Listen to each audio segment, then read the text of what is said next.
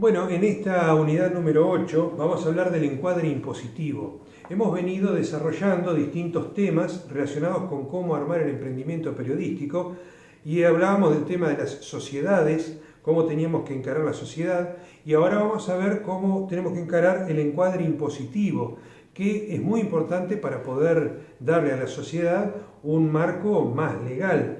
Y dentro de eso, o marco totalmente legal, ¿no? Porque la sociedad en sí misma es el encuadre de la sociedad, pero a su vez también está cómo se pagan los impuestos de esa sociedad.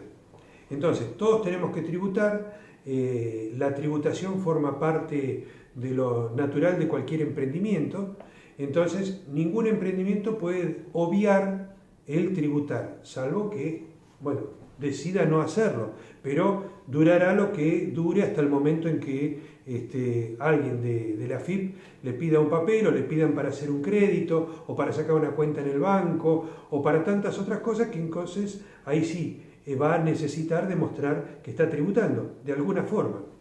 Entonces cuando hablamos de tributos tenemos que hablar de tributos provinciales y de tributos nacionales.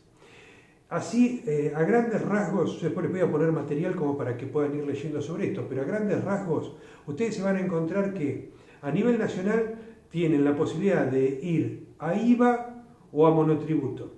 ¿El IVA qué es? Es el impuesto al valor agregado. Es un impuesto que se va cobrando a medida que se agrega valor. Entonces, por ejemplo, el que produce, ese no paga el impuesto al valor agregado. Pero el que después hace una manufactura sobre esa producción, o hace una venta de esa producción, ya ese sí empieza a pagar. Y a su vez así toda la cadena va pagando. ¿Hasta dónde? Hasta el consumidor, que es quien, en definitiva, paga todo el impuesto. Pero en el mientras tanto, aquellos que están en IVA tienen que pagar un IVA por ingreso y otro IVA por egreso. Entonces, tendrán un IVA por todo lo que compran y a su vez un IVA por todo lo que venden. Se restan los dos y de ahí sale lo que tiene que pagar de tributo. La otra forma, porque recordemos que el impuesto al valor agregado va acompañado de otro impuesto, que es el impuesto a las ganancias. Tributa impuesto a las ganancias aquel que sobrepasa un mínimo no imponible de impuesto a las ganancias. O sea que hay un mínimo en el cual se dice, bueno, todos los que ganan menos que tanto o que facturan o producen menos de tanto, bueno, esa gente no tiene ganancias o no tiene impuesto a las ganancias, pero son pocos y como eso no es tan flexible como la inflación va incorporando gente continuamente. O sea que encontramos cada vez más gente que paga el impuesto a las ganancias y también que está pagando el IVA, el impuesto al valor agregado. Y alguno dirá, bueno, pero el monotributo.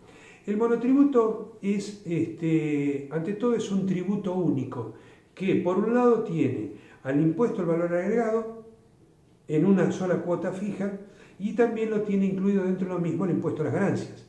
O sea que aquel paga monotributo paga nada más que una cuota mensual.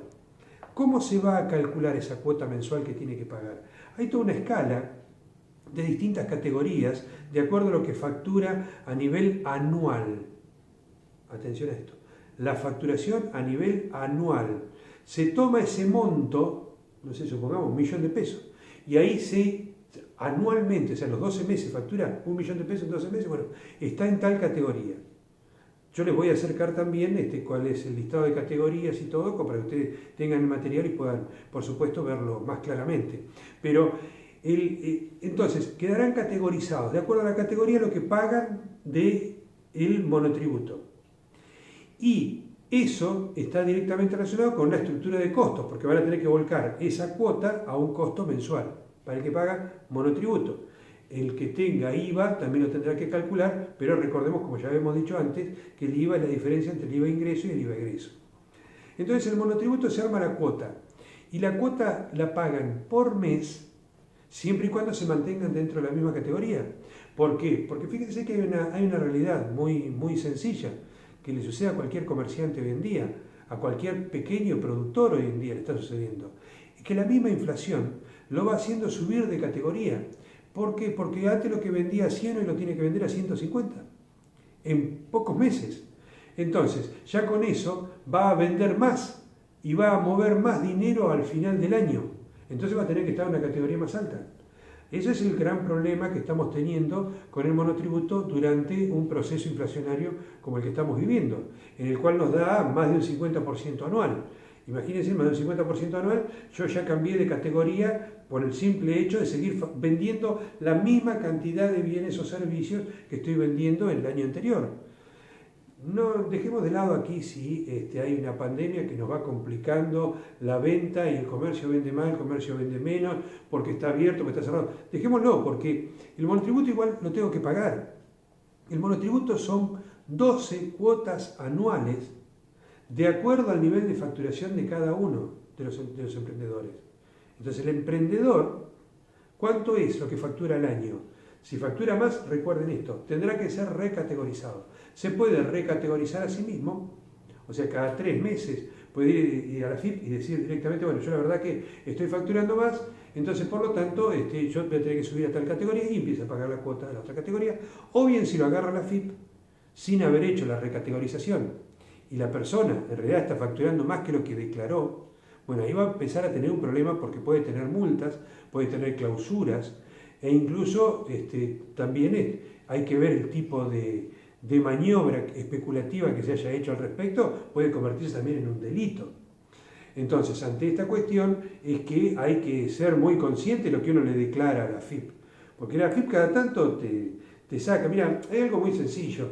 Si vos tenés un consumo en tu familia de 1.000 pesos y vos declaraste que tus ingresos son 10 pesos, y todo el núcleo familiar produce a razón de 10 pesos, entonces te va a venir la FIP y te va a decir, vos estás gastando más de lo que te ingresa, ¿de dónde sale la plata?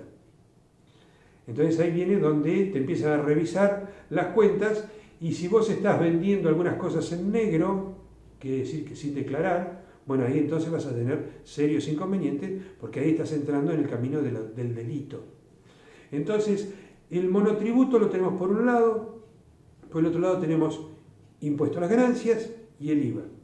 A nivel provincia hay un impuesto que se paga que es ingresos brutos. Ingresos brutos es un porcentaje del 3% que se paga sobre todo lo bruto que uno factura. No es de la ganancia de uno, sino de todo lo que uno factura al año.